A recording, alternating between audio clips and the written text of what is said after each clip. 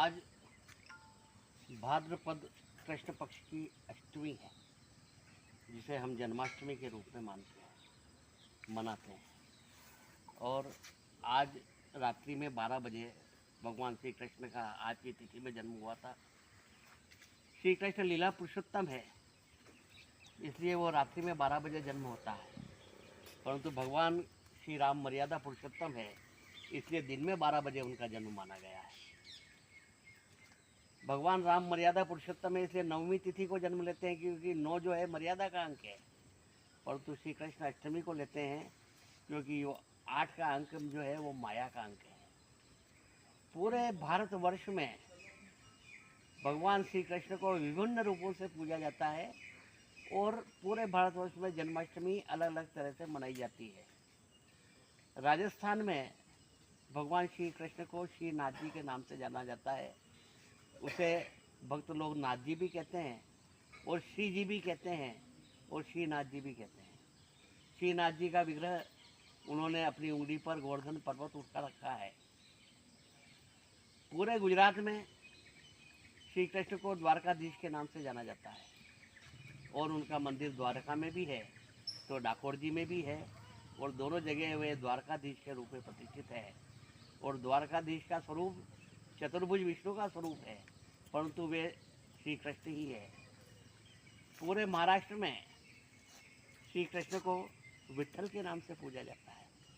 पंढरपुर में विठोबा बिट्ठू जो ईंट पे खड़े हुए हैं और अपने दोनों हाथ कमर पे लगाए हुए हैं, और उनकी पत्नी रुक्मणी को रखुमाई बोलते हैं। और विट्ठल और रखुमाई के रूप में कृष्ण को महाराष्ट्र में पूजा जाता है। और उड़ीसा में श्री कृष्ण को जगन्नाथ जी के रूप में पूजा जाता है, और वहाँ पे जगन्नाथ जी अपने भाई बलभद्र और बहन सुभद्रा तीनों के साथ में काष्ठ की मूर्तियों में है। श्रीनाथ जी में भगवान श्री कृष्ण श्रीनाथ जी का आंखें नाव की आकार की है, तो उड़ीसा में जगन्नाथपुरी में जगन्नाथ जी की आंखें गोल हैं। चेन्नई में श्री कृष्ण को पार्थ साथी के रूप में पूजा जाता है, जहाँ उनके मूछें हैं और हाथ में बांसुरी नहीं शंख है, और वो अर्जुन के रथ पर सवारी किए हुए हैं। कर्नाटक में श्री कृष्ण को चेन्ना केशव के रूप में पूजा जाता है। चेन्ना केशव का मतलब होता है बाल कृष्ण, जो बाल स्वरूप में है। इस तरह से और भी पूरे हिंदुस्तान में अलग अलग जगह, वृंदावन में बांके बिहारी के नाम से भगवान श्री कृष्ण को पूजा जाता है। और जन्माष्टमी का पर्व सबसे ज़्यादा मथुरा और वृंदावन में बड़ी धूमधाम के साथ में मनाया जाता है। श्रीनाथ जी में भी धूमधाम के साथ में मनाया जाता है। और तिरुपति में श्री कृष्ण बालाजी के रूप में प्रतिष्ठित है, वहाँ उन्हें गोविंद और गोपाल कहा जाता है।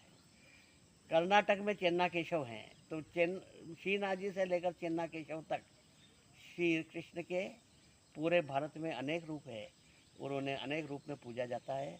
तो आज श्री कृष्ण जन्माष्टमी है।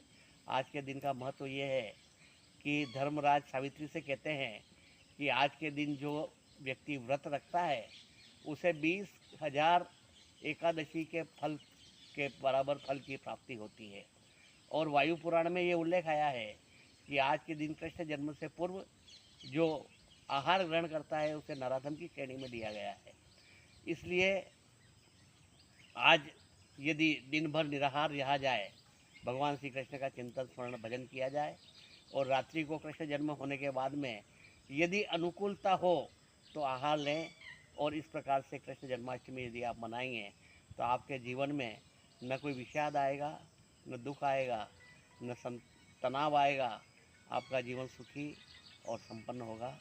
सभी को श्री कृष्ण जन्माष्टमी की हार्दिक बधाई। आपने बताया